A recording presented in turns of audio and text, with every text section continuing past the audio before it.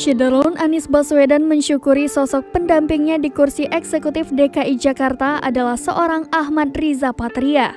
Maju pada Pilkada DKI 2017 bersama Sandiaga Uno, pasangan yang mendukung Gerindra dan PKS itu harus berpisah pada tahun 2018. Sandiaga Uno melenggang bersama Prabowo Subianto maju pada Pilpres 2019. Sempat jomblo di Pemprov DKI cukup lama, Anies Baswedan akhirnya mendapat sosok wakil pada April 2020. Dia adalah Ahmad Riza Patria. Dengan jabatan orang nomor 2 di DKI, ia karib disapa Wagub Ariza.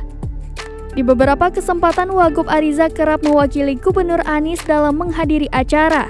Bahkan, ketika orang nomor 1 di DKI itu sulit ditemui, maka Arizalah yang menjadi kejaran para awak media di Balai Kota DKI. Ariza adalah sosok yang tidak merepotkan. Ia menjalankan perannya sebagai orang nomor 2 sesuai dengan perannya.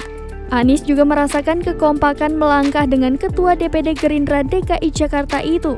Adapun pernyataan ini dilontarkan Anies dalam kegiatan silaturahmi bersama 2010 petugas lapangan atau teknis di lingkup Pemprov DKI Jakarta yang diselenggarakan di E-Convention Hall Ancol, Jakarta Utara pada Rabu 5 Oktober 2022 malam. Mantan Menteri Pendidikan dan Kebudayaan itu mengungkapkan rasa bangganya karena berkesempatan memiliki pasangan dalam menjalankan roda pemerintahan sejak 2010 bersama Ariza sejak 2020 lalu.